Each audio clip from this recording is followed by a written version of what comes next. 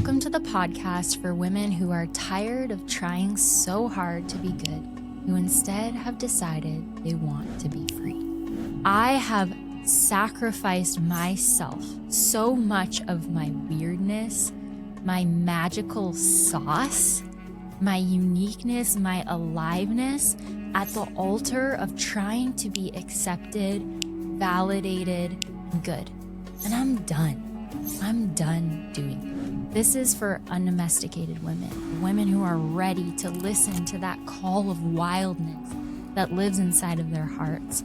For the kitchen witches, those of you who know that, yes, you can learn the tools to not just heal yourself, but bring healing into your family. Because even though it didn't start with me, a lot of it can end with me. Welcome to the Womben Wellness Podcast. I'm your host, Usha Anandi, and you're in the right place if you're looking to heal yourself as a woman, not just for you, but for all the women who came before you and all the women who will come after. Learn ancient practices, hear vulnerable stories that remind you you're not alone and you're definitely not crazy, and tap into the bravery that it takes to be an undomesticated woman in the world we live in today. Welcome to the podcast for women who are tired of trying so hard to be good, who instead have decided they want to be free. When I first started the show, I called up my business partner, Camille, and I said, hey, shouldn't I be going through some frameworks on these episodes?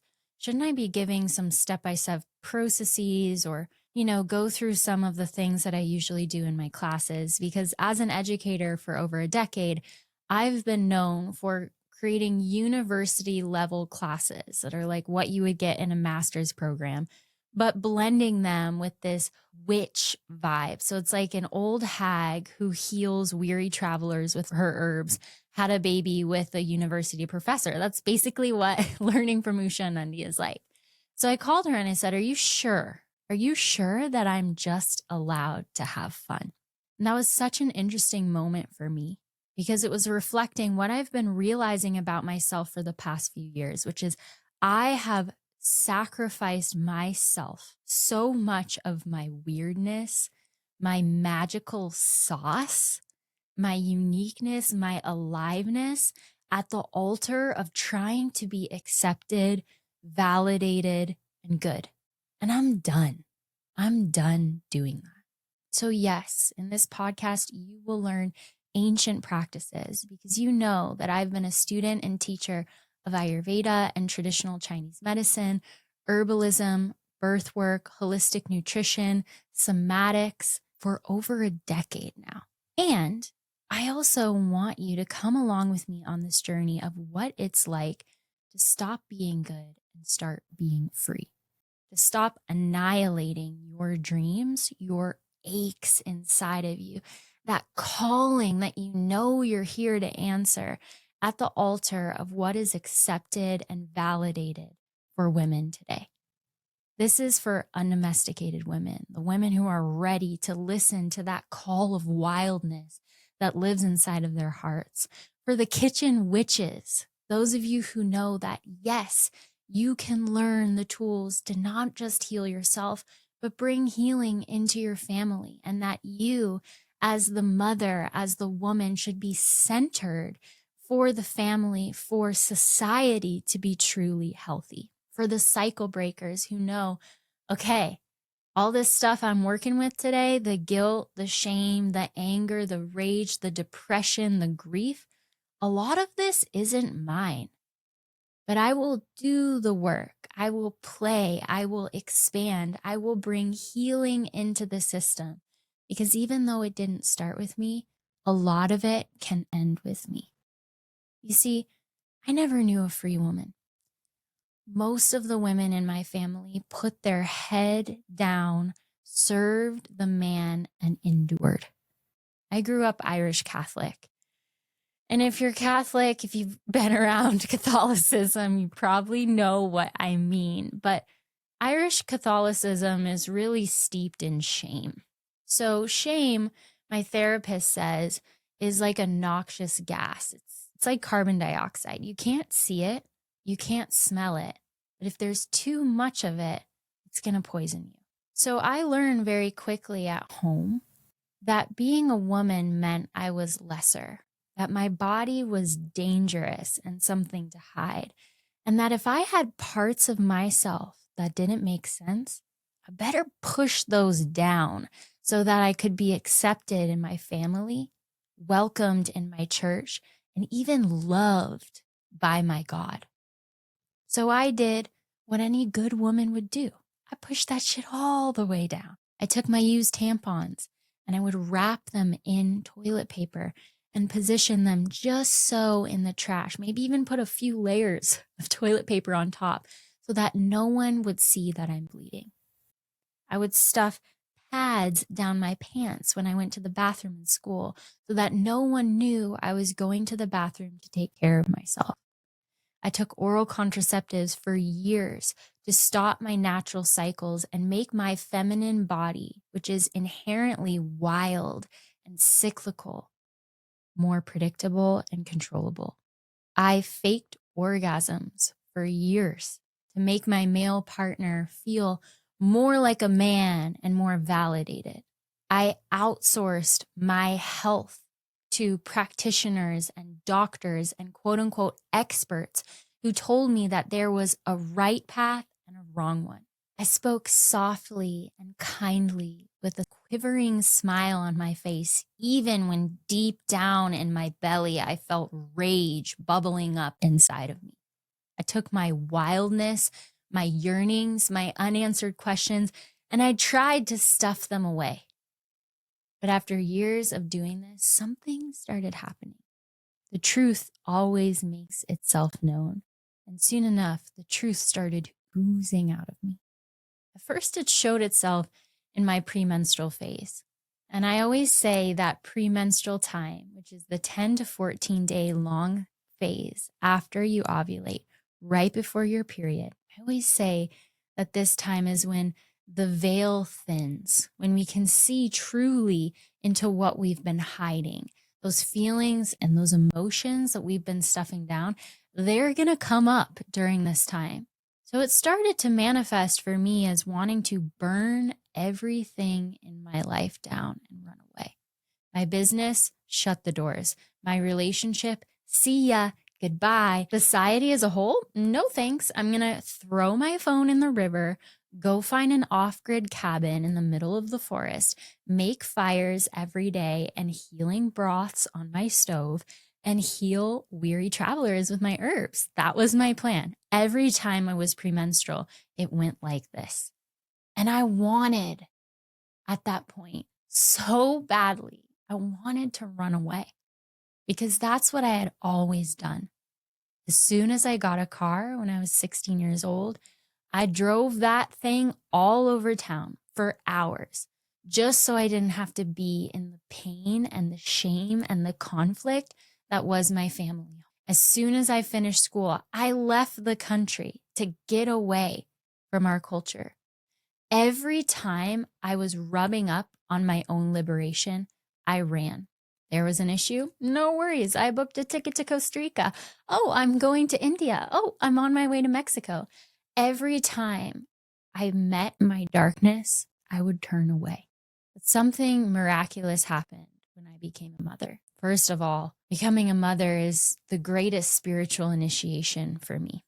I have done 10-day-long silent meditation retreats. I have woken up at 4 a.m. in the Himalayas of India to meditate, do breath work, and yoga practice. And still, becoming a mother was the greatest spiritual initiation of my life.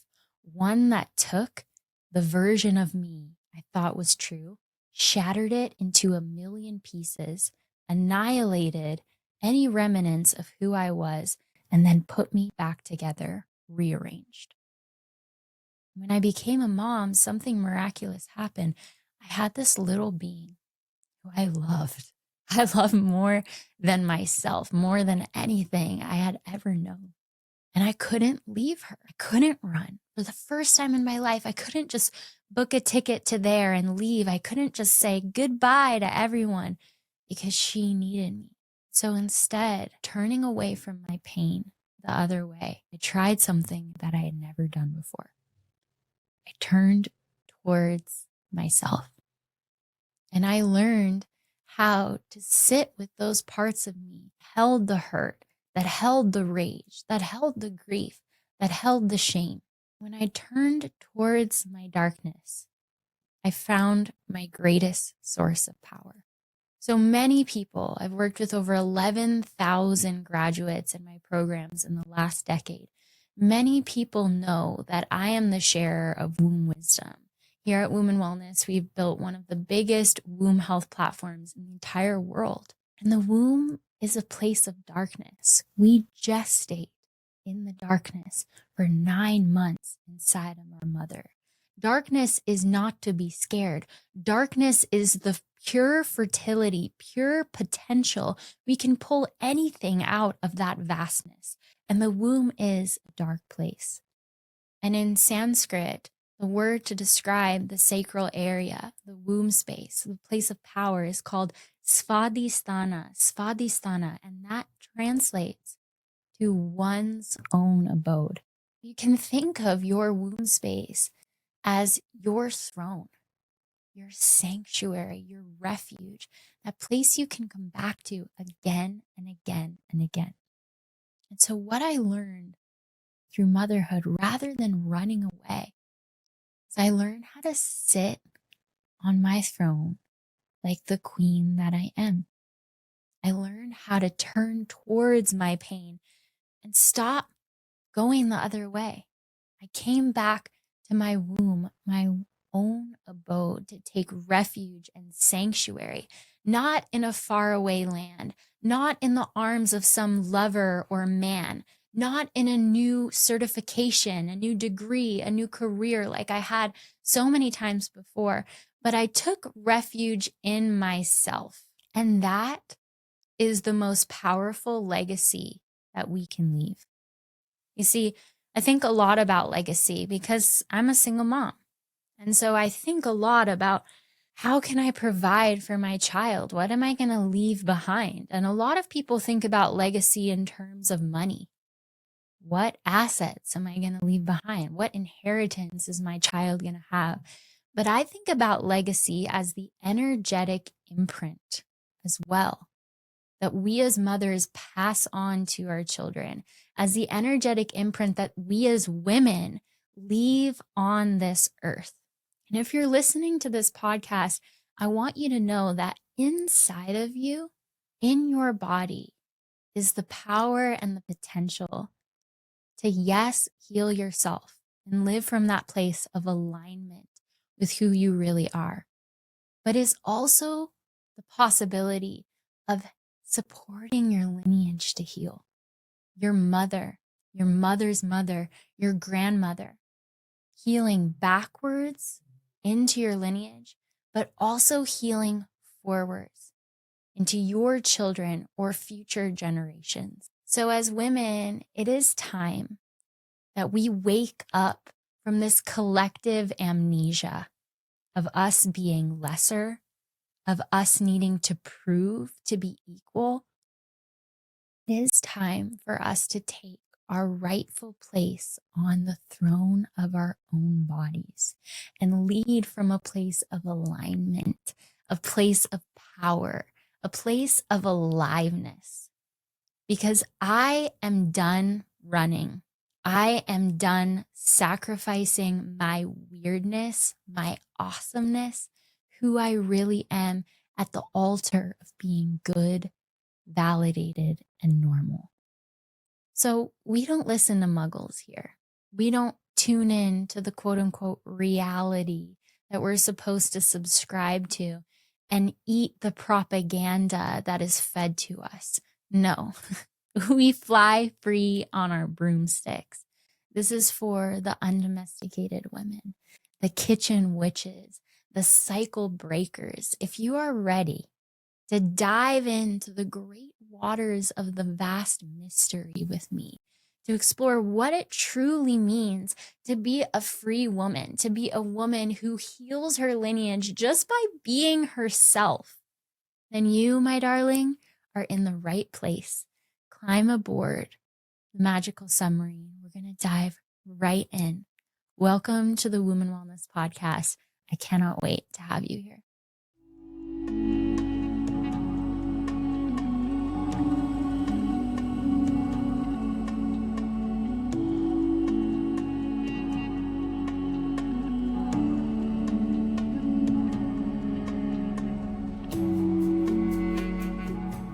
Thank you so much for tuning in to the Womben Wellness Podcast.